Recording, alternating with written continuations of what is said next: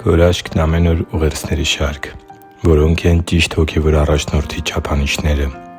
Այսօր ավարտում ենք շարքը, որը կրում է «Հոգևոր առաջնորդ ունենալու կարևորությունը» անվանումը։ Հուսով եմ, որ այս շարքի ուղերձները օգնեցին քեզ ընդունելու հոգևոր առաջնորդ ունենալու կարևորության մասին աստվածաշնչյան ուսուցումները։ Եվ այս շարքի մեր վերջին ուղերձի մեջ ուզում եմ անդրադառնալ այն աստվածաշնչյան չափանիշներին, որոնց պետք է համապատասխանի ճիշտ հոգևոր առաջնորդը։ Սիրելի՛ բարեկամ, հոգևոր առաջնորդները կարող են շատ տարբեր լինել։ Բացարձակապես կարևոր չէ, որ նրանք լինեն իրար նման, մտածեն նույնատիպ կամ ունենան նույն խառնվածքը։ Նրանք կարող են և պետք է տարբեր լինեն, որպեսզի կարողանան աջակցել և հոգևոր առաջնորդության հոգատարությամբ օգնել տարբեր խառնվածքի մարդկանց։ Սակայն եթե հոգևոր առաջնորդը չի համապատասխանում առաջնորդի համար Աստվածաշնչի սահմանած չափանիշներին, ապա նրա առաջնորդության հասցրած վնասները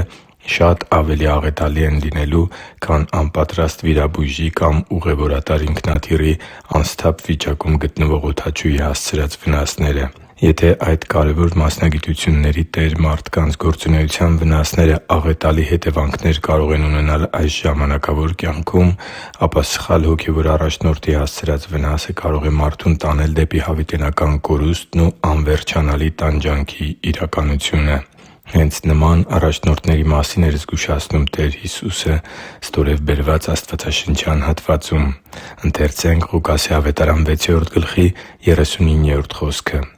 «Նրանց մի առակ էլ ասաց. «Մի՞թե կարող է կույրը կույրին առաջնորդել, չէ՞ որ երկուսն էլ փոսը կընկնեն»» (Ղուկաս 6.39)։ Աստծու համար թանկ ու սիրելի՛ զավակ, իսկ ի՞նչ չափանիշներ է Աստվածաշունչը սահմանում հոգևոր առաջնորդի համար։ Ինչպիսի՞ որակներ պետք է ունենա արդյունավետ հոգևոր առաջնորդը։ Ինչպիսի՞ հոգևոր առաջնորդներն են վտանգավոր և ինչպիսի՞ հոգևոր առաջնորդն է, որ կարող է նպաստել քո հոգևոր աճին, ամրացմանը և Տեր Հիսուս Քրիստոսի բնավորությանը քո նմանվելուն։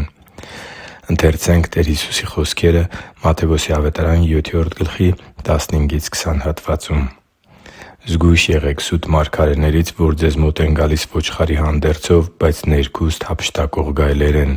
Իրենց պտուղներից նրանց կճանաչեք. մի՞թե փշերից խաղող են քաղում կամ տատասկից թուզ։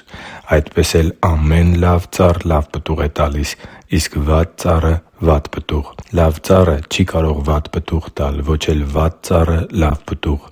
Ամեն ծառ, որ լավ պտուղ չի տալիս, կտրվում է և կրակի մեջ գցվում։ Ուրեմն իրենց պտուղներից նրանց կճանաչեք» (Հովհաննես 7.15-20)։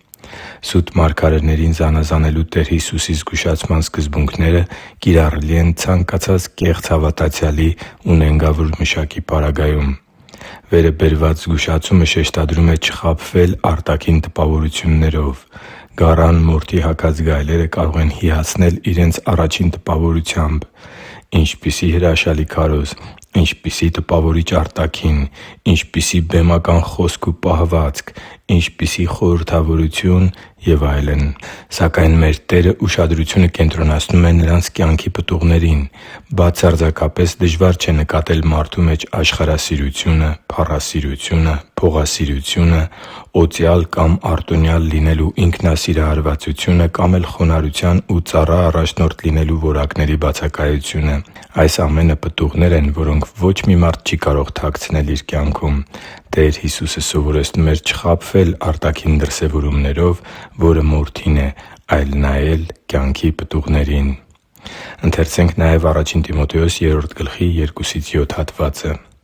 «Արդ եպիսկոպոսը պետք է լինի անթերի, մեկ կնոջ ամուսին, ողջամիտ, խոհեմ, պարկեշտ, հյուրասեր, ուսուցանող,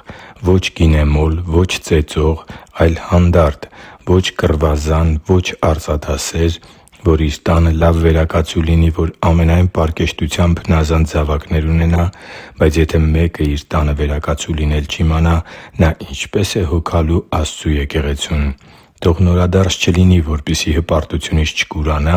ու սատանայի պես դատապարտության մեջ չընկնի, բայց նա պետք է եկեղեցուց դուրս ևս բարի վկայություն ունենա, որ նախատինքի և սատանայի որոգայթի մեջ չընկնի»։ Աստվածաշունչը հորդորում է ուշադրությունը սևեռել հոգևոր առաջնորդի բնավորության և մարդկային որակների վրա։ Վստահելի առաջնորդը պետք է առաջին հերթին լավ ամուսին, լավ ծնող և պարզապես լավ մարդ լինի, եկեղեցուց դուրս ևս բարի վկայություն ունենա։ Շատ կարևոր է նաև եկեղեցուց դուրս լինող մարդկանց վկայությունը տվյալ մարդու մասին։ Եթե կույրը կույրին առաջնորդի, երկուսն էլ կործանվելու են։ Իսկ եթե առաջնորդը համապատասխանում է աստվածաշնչյան վերոհիշյալ սկզբունքներին կամ գոնե ձգտում ու ջանք է անում դառնալ այդպիսին, ապա նրա առաջնորդության ներքո լինող մարդիկ վայելելու են հոգևոր աճի ու պտղաբերության բերկրանքը, ինչպես նաև հոգևոր հաղթանակների և Տեր Աստծու բարեհաճության ցնծությունը։ Իրապես, մեծագույն օրհնություն է Տեր Աստծու ակնկալած կյանքով ապրող հոգևոր առաջնորդի առաջնորդության ներքո հոգևոր ընթացք ունենալը։ Հիշի՛ր, որ դու Աստծո հրաշքն ես, և Աստված սիրում է քեզ։ Շնորհակալ եմ, որ դու կա՛ս։ Սիրով և աղոթքով, Արման Մանուկյան։